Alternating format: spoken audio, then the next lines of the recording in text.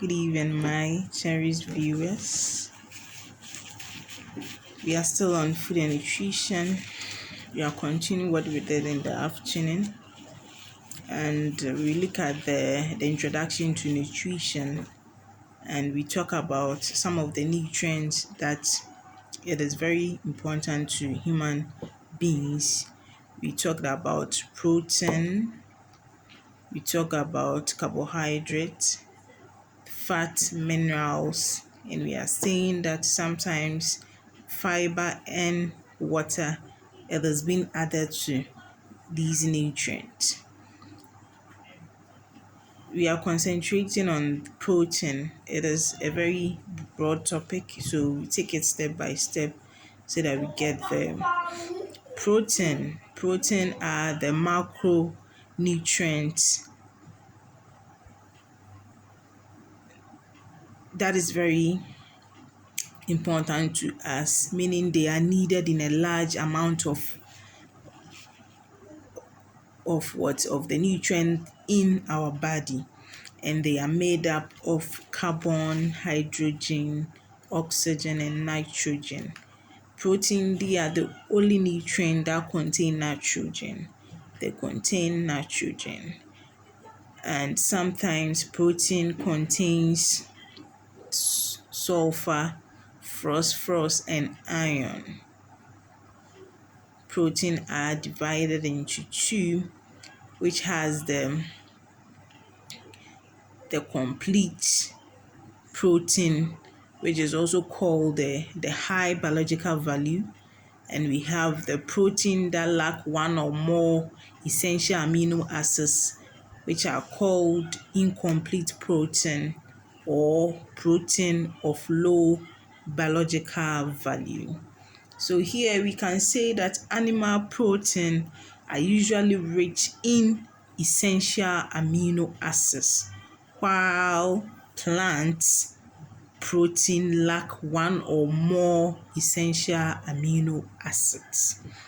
Okay, and we have some nutrients that are very essential for children. That is the histidine and the arginine. That is very essential for children. We have the different proteins are formed by the arrangement of different amino acids. So that's what we have the incomplete. We have the complete, which is the complete goes with animal protein, and the incomplete goes with the plant protein.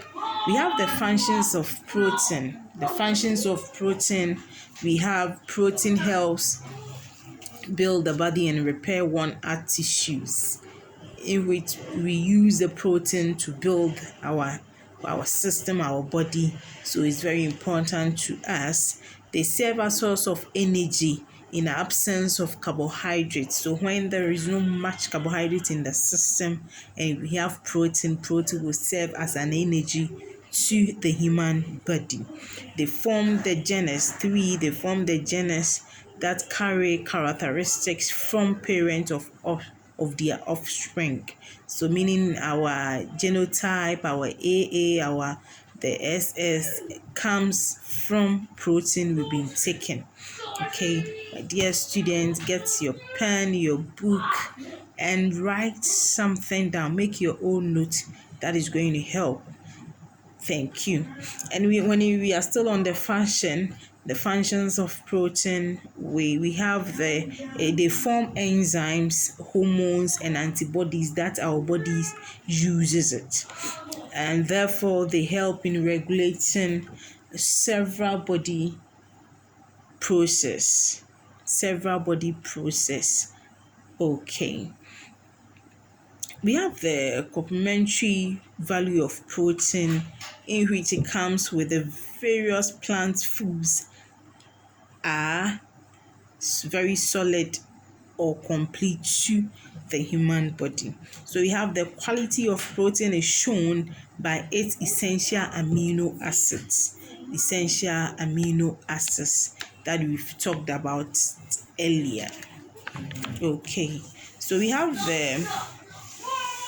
the supplementary the supplementary value of protein, there has to be the plant protein. When a plant protein food is eaten with animal protein food, so that the essential amino acids which are lack can be what?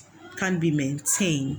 And the examples of it, we have let's say the corn porridge, we add milk to it. So if I have my cocoa, molu cocoa, the corn dough porridge, and I add milk. So meaning I've used animal protein and the plant to have a balanced food.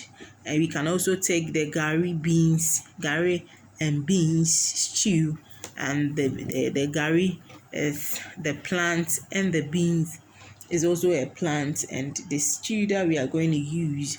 So we use fish powder to prepare it. It is also a balanced meal, that food that we've taken. Food sources of protein. What are some of the food sources of protein? So when you talk about the animal protein, we have the meat, we have the fish, we have the eggs, we have the milk, we have the cheese, and poultry. That is the animal protein. When you talk about the plant protein, we have the beans, we have the granite, we have the soya bean, we have the cereal, etc. We are saying that for protein, if we couldn't take, or we didn't take protein at all, what are the deficiency? What are the deficiencies? So lack of protein, we get kwashiorkor. That is what, if we didn't take a lot of protein, or we didn't take protein at all. So when you didn't get quality enough of what protein deficiency that occur to us, we have the poor growth and development in children, and in several cases it leads to what? Kwashiorkor. It leads to kwashiorkor. These are some of the signs you've been seeing in when somebody has a disease, apparent diseases with kwashiorkor. So we have the diarrhea, chronic infections, we have the poor digestion food, we have the scaly skin, we have the red hair that plaques easily. These are the signs that shows it happens to us. Thank you. So, question. You try and solve it to yourself. Which nutrients you are going to find in protein alone? Which nutrients you are going to find in protein alone? That is our number question 1. And question 2, if a mother refuses to give a child protein, what is the end result? And number 3, give 3 signs of lack of protein. Signs of lack of protein. What are some of the signs of lack of protein? Thank you.